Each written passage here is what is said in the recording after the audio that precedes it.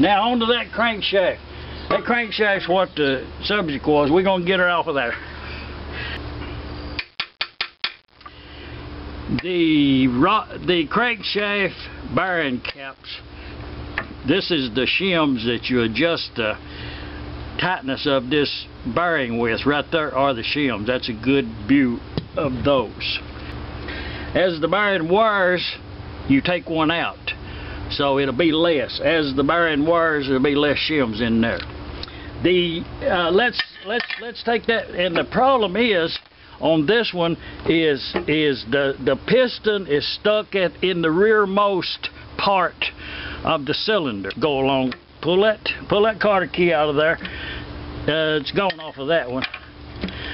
And these do have a lock nut on there. Now this is the way I got this engine. They have a lock nut and a key. One of the lock nuts are gone, but actually castellated nuts.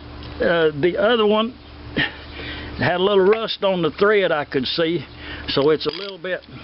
I'm not going to say it's tight, but it's not loose. Okay, there it is. It'll be a thin one. Sometimes you'll have to put two of these on. There's instances where you have to put two of these on. You don't use a washer here. There's a reason not to use a washer. Sometimes you have to put two of these thin nuts on there to make the gap to come out to where that you can put your cotter key in there, and it will actually lock it where it's supposed to be. So just be aware if it's not enough, just do that.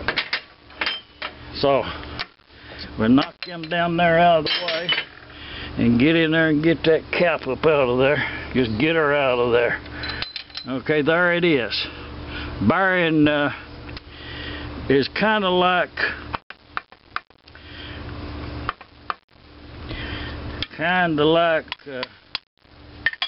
most time you can reuse these bearings, but that's the way it just fits in that cap like that right there is the way that bearing goes in there. That's still good. These shims, save them all. And there these are. It had one thick one and two thin ones. That's all was in there.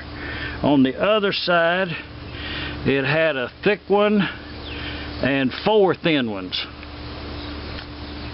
So that's not good. You want to have the same amount of shims on each side. Now the next thing that's not good is I'm going to take these side plates off, and maybe it'll have enough pressure to get that up out of that rod to get it out of there. First off, we need to remove these bearing caps.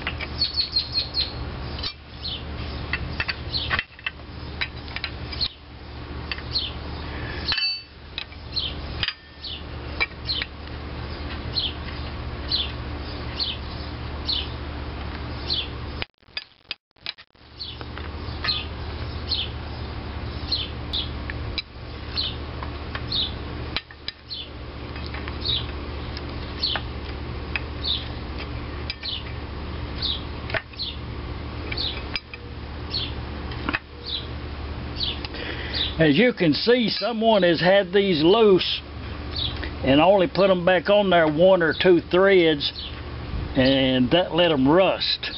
But these are original. This is the bearing cap on this side. The bearing will go on either side. The one with the hole in it goes on the top to match up to that. Cap bearing. Looks pretty good. The grease groove is really deep in there. Shims, save them all. You will need them. Let's just go ahead and take that other side off over there while we at it.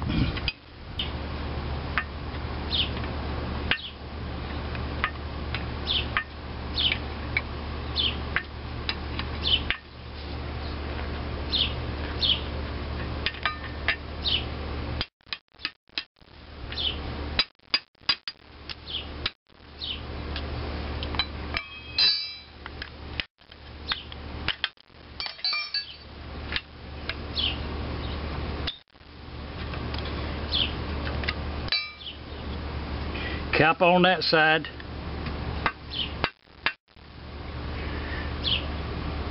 Bearing.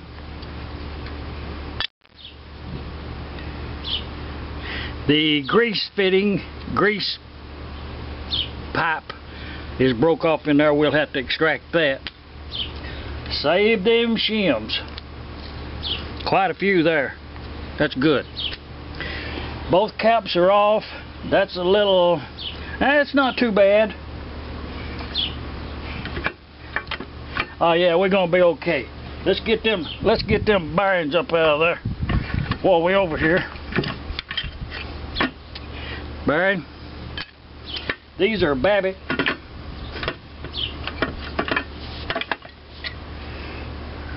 Bottom half. Okay, now we have to move this. We have to remove this side plate here on both sides. Actually, if we were not a complete tear down, you only have to remove this side over here to get the crankshaft out. You do not have to remove this side.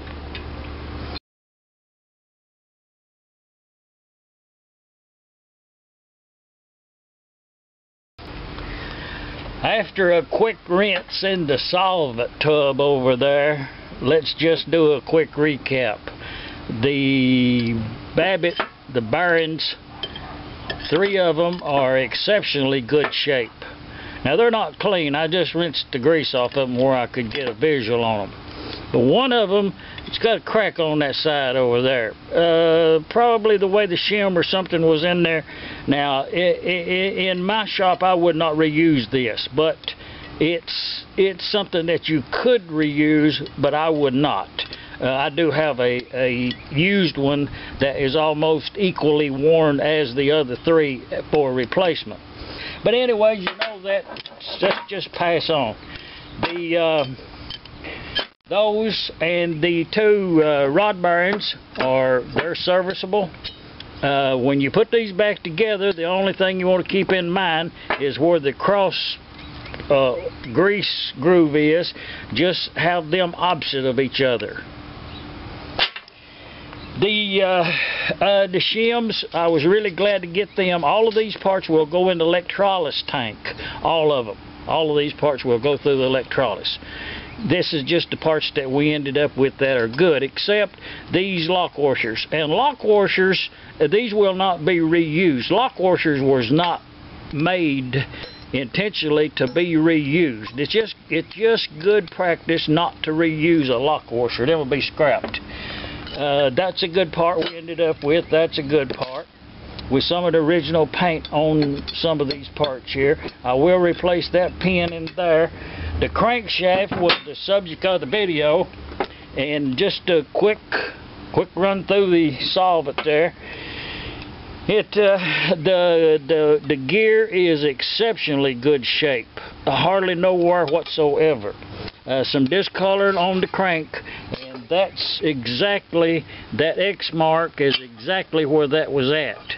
So that will be polished out with a fine emery cloth, but it appears to be good and unbent, usable in all manner. Good keyway, no damage to them. A good thread in the end for the greaser, and you know, that's about all I can say about getting the crankshaft out of a M. Just get her done. Now, after the video, after the crankshaft was out, I did go ahead and remove the cylinder. Done got it out of there. And you know how I do that? There just was no reason to include that in this video. It's rusted really, really bad. Probably not be able to use it. And it did come out of there, but it was quite well. Here it is. You can see it's got the 3 rings on it, which confirms that it is a spark plug piston. The igniter would have 4, and you can see how much of the piston was protruding out the back of the sleeve, and how much it was stuck there, quite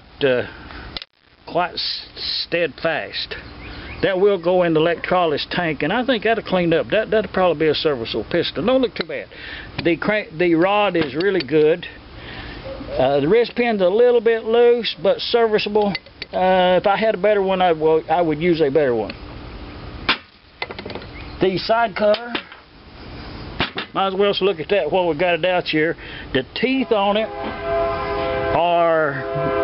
they're just like the crankshaft teeth. They're really wide on the top, square, hardly no wear at all on that. I'm really proud to own that gear, and it's that way all the way around.